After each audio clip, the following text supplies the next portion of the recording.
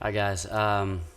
Sorry for the late lecture. Like I said, I do these for you guys. As well, first of all, I mean I don't have to do them, but I do them as fast as I can and try to post these as often as I can. And I had originally recorded this on one of my night classes on my iPhone, just like I did the reunion lecture. And because I'm not the most technically savvy guy, I apparently deleted it on accident and lost it, and so didn't have a I didn't have a lecture to post for you guys. So anyway, it's Wednesday, and I'm doing this at the last minute. I've been really busy this week. Under normal circumstances, I would have a much longer lecture, but because the essay or the short story is important and it's something that I normally like to spend a lot of time on, but I just, due to the circumstances, I just can't record a longer lecture like I would have, like I prefer, or like I originally had that was deleted. So, first thing about Roast for Emily, in reunion, that lecture and reunion. By the way, the sound in the background is the fan again because it's hot out in the garage. The deal with reunion was the main reason that I chose that, or that I always choose that to start off with in the semester, is because it's just 3 pages and there's a lot to discuss. And the main thing that I use that for is to discuss the narrator's reliability, right? And in the lecture, we discussed that basically you can't believe the narrator simply because we believe his emotions are real, but the events may or may not have been what actually happened, and ultimately you just don't know. Now, with A Rose for Emily, it's a little bit different because you need to look at who the narrator is and see who's telling the story in A Rose for Emily. Well, the narrator, it's from the point of view is third person.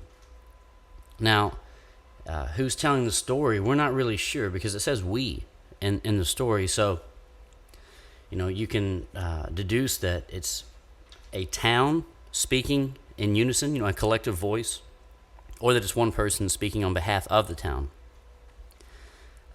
Either way, it is the third person point of view, and it's very much the outsider looking in. So most of the time, the third person point of view is much more reliable than a first person point of view, because that's why we have counselors. That's why we have that's why we have marriage counselors, right? Because you have two people that are so involved emotionally, involved and intertwined in a situation, and they're both absolutely sure that they're right. You need someone that is on the outside to be able to step back and look at it, objectively, and unbiased, and say, okay, well, you can't see it because you're so involved, but the reality of the situation is this. And we have that in A Rose for Emily. We have a narrator that is stepping back. There's a reason that Faulkner doesn't write Rose for Emily through Emily's eyes. And the main thing is that Emily's crazy. And I don't know. In my classes, I'll talk. Didn't tell my classes. I don't know if you've seen any kind of interviews with Charles Manson, the famous serial killer, and he has a Nazi swastika tattooed on his forehead. And basically, if you watch a 3-minute interview with Manson and you watch a 30-minute interview with Manson, it's the same thing. 3 minutes of crazy is the same as 30 minutes of crazy. It loses its shock value. It loses any sense of structure, any sense of form, and any sense of suspense, because they use it all up, in the first few minutes, and you no longer have any desire or have any,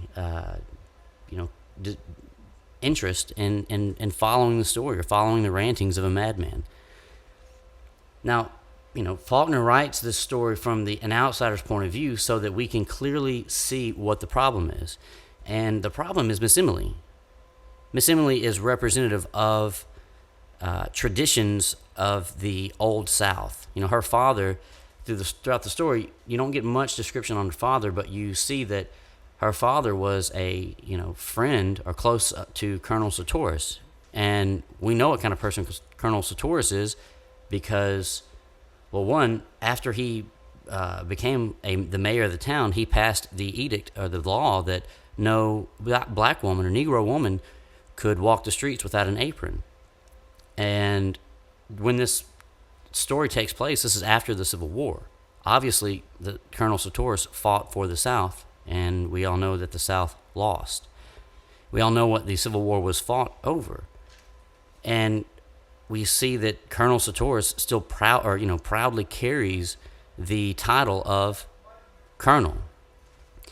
And that's not unlike, it's not too far of a stretch to say that Colonel Sartoris still proudly going by colonel after losing in the Civil War is proud of the fact that he fought as a Confederate.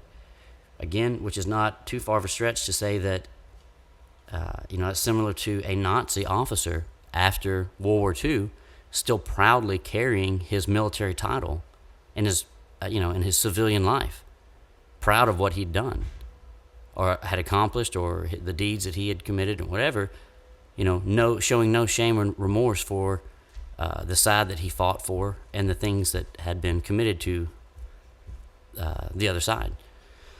And so her father gets this kind of back alley deal of, not having to pay taxes because of some kind of loan that he supposedly, lent the town money, and instead of being paid back, he just doesn't have to pay taxes.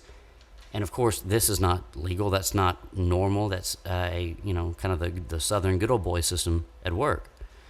And Miss Emily cherishes her father. She's proud of her name. She's proud of the fact that she is a Grierson. She thinks that holds her above, not just racially, but just just overall. She thinks that she's better than whites because of her last name and who she is as a Grierson. And in reality, Miss Emily doesn't do anything. She's a drain. She's a bum, right? She doesn't even pay her taxes, and she would have to be. She is crazy, obviously, but there's no evidence that she's dumb. And so she's got to know that whole no paying taxes thing is wrong, is a lie. But it also says that she wouldn't accept charity, right? Because a Grierson wouldn't accept charity. So she willfully believes the lie that she doesn't have to pay taxes because of who her father was, because she's a Grierson and she's above charity. But she'll willfully believe the lie of her father. And her father kind of represents all of the old Southern traditions that Miss Emily clings to. And these old Southern traditions, Faulkner's trying to work out throughout the story what traditions should go and what traditions should stay, right? Because throwing out all traditions would be a bad thing. The way that the town treats Miss Emily reflects traditions that Faulkner thinks are necessary to keep. Things that Miss Emily believes, those clinging to old traditions, are things that probably, should be let go. The racism, the bigotry, and the segregation, the prejudice. Those things are, traditions that should be let go.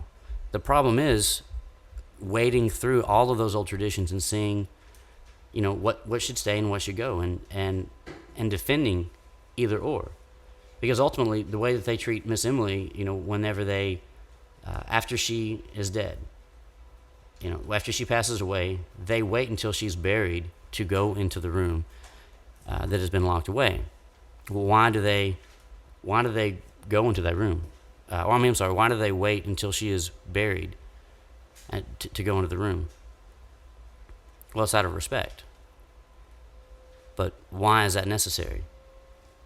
The same thing with when her house starts to smell, they go over after midnight and sprinkle lime around her house instead of going to her. That's actually a section in the quote is, damn it, sir, do you think am I going to go to a woman and tell her that she smells or that her house smells bad? Well, no. Well, why wouldn't you do that? Well, it's out of respect.